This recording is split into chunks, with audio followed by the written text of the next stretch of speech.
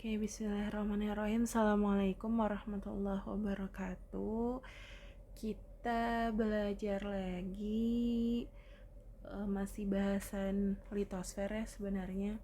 Kalau kemarin kita belajar teori tektonik lempeng, nah hari ini kita ingin belajar materi selanjutnya. Nah, sebelumnya ketika teman-teman semua ngeliat 3 gambar yang berbeda yang ada di slide, kira-kira apa ya yang terpikir gitu? Mungkin di situ terlihat rumah rusak, oke. Jalan jadi belah gitu ya. Kenapa ya kok rumahnya bisa rusak gitu? Ada apa gitu? Ada getaran kah? Lantas getarannya dari mana gitu? Dari bawah, dari tanah yang bagaimana atau gimana gitu, dan lain-lain. Mungkin banyak pertanyaan ya teman-teman semua. Lantas apa sih peristiwa yang terjadi gitu, yang sebenarnya yang ada di gambar-gambar tersebut? Oke, mungkin teman-teman langsung ngeh ya, gempa bu gitu. Oke, gempa. Hari ini kita belajar tentang gempa seperti itu. Tapi mungkin belum secara keseluruhan ya, karena ternyata belajar tentang gempa ini panjang seperti itu. Dan menurut Bu Rina nggak bisa sekali pertemuan gitu, karena cukup kompleks. Oke. Nah, jadi ini kan bumi itu merupakan planet yang dinamis dengan bagian inti panas ya. Nah, panas inti bumi itu akan berpindah secara konveksi. Dia mengakibatkan pergerakan lempeng. Nah, ketika lempeng bergerak, kalau satunya bergerak, otomatis dong dia bakal bersinggungan gitu, bakal berinteraksi ya antar lempengnya. Nah, interaksi antar lempeng itu dia bisa membentuk palung laut, pegunungan, dan gunung berapi gitu. Kita review materi sebelumnya seperti itu. Nah, lalu gempa bumi. Lalu apa sih gempa bumi itu gitu? Gempa bumi ini diartikan sebagai getaran yang merambat melalui material bumi seperti itu. Nah, gempa bumi ini disebabkan energi dari pergerakan lempeng yang ada di dalam bumi. Jadi, semakin besar energinya, maka getarannya semakin terasa seperti itu. Jadi, ketika teman-teman merasakan nggak kerasa gitu, berarti karena energinya kecil gitu. Tapi kalau dalam ukuran fisika nggak bisa ya gitu, harus jelas gitu satuannya seberapa, kerasanya itu seberapa gitu. Makanya kita penting nih belajar tentang pengukuran seperti itu, karena besarnya itu bukan hasil dari rasa-rasanya kita gitu, tapi benar-benar hasil pengukuran seperti itu. Jelas ya. Nah, lalu jadi semakin besar energinya, maka getarannya semakin terasa.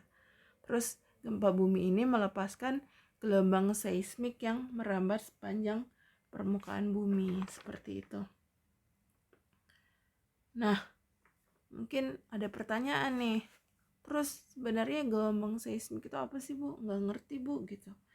Jadi gelombang seismik ini gelombang yang merambat sepanjang permukaan bumi seperti itu. Gitu, teman-teman. Lalu, jadi di tiap permukaan bumi yang kita bijak ini terdapat gelombang seismik. Nah, ketika gempa terjadi di dasar laut, maka gerakan antar lempeng tersebut akan mendorong air laut untuk naik ke permukaan dan menimbulkan gelombang yang sangat besar. Dan inilah yang disebut dengan tsunami. Kalau Bu Rina inget dulu, kalau nggak salah, tsunami itu tahun 2004 ya kalau nggak salah. Sebentar, takut salah. 2004 tsunami Aceh, iya betul. 2004 bulan Desember. Itu Borina Borina kelas 5 SD tuh. Teman-teman sepertinya belum lahir ya.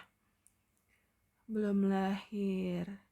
2007 atau 2008 ya, mungkin teman-teman yang kelas 7 sekarang.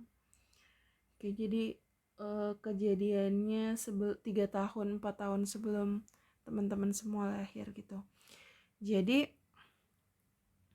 nggak ada yang mengira gitu kalau ternyata kejadian gempa di Aceh itu bakal menimbulkan tsunami gitu. Makanya begitu banyak korban gitu. Kenapa? Karena pada saat itu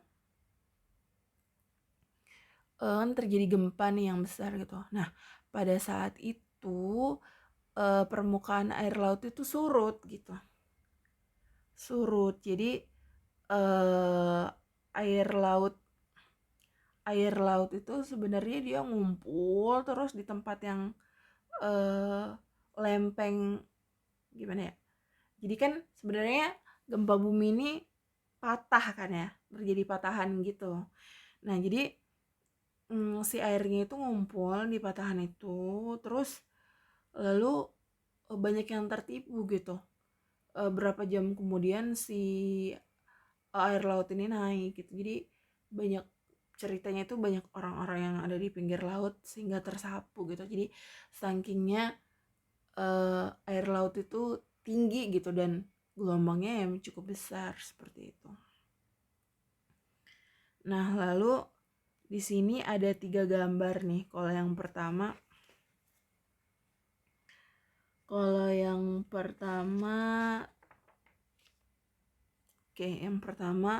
gambar ketika lempeng ditarik berlawanan arah, sesarnya turun terbentuk seperti itu. Nah, sebelum kesini, jadi teman-teman kalau udah baca bukunya di halaman 108-109, di situ teman-teman diminta untuk mencoba mengambil ranting gitu, coba untuk ranting yang panjang itu coba untuk dipatahkan seperti itu ya. Nah, kenapa ranting itu bisa patah gitu? Karena ada energi kita yang bekerja pada ranting itu seperti itu, makanya dia bisa patah gitu. Dan pada saat patah itu dia bergetar kan ya, si rantingnya tersebut gitu. Dan maka ya terjadi patahan si ranting tersebut. Ngerti nggak ya teman-teman? Semoga ngerti ya. Ntar bukunya dibaca lagi. Nah, di gempa bumi ini ya gitu juga gitu. Ketika lempeng patah jadi 2 bagian, maka masing-masing bagian akan bergerak menjauh gitu. Nah, lalu daerah lempeng yang patah itu dinamakan fault atau biasa disebut dengan patahan atau sesar gitulah. Nah, lalu dari gambar ketiga ini, jadi sebenarnya sesar ini dibedakan beberapa jenis gitu, bergantung bagaimana sebuah gaya bekerja pada lempeng tersebut seperti itu.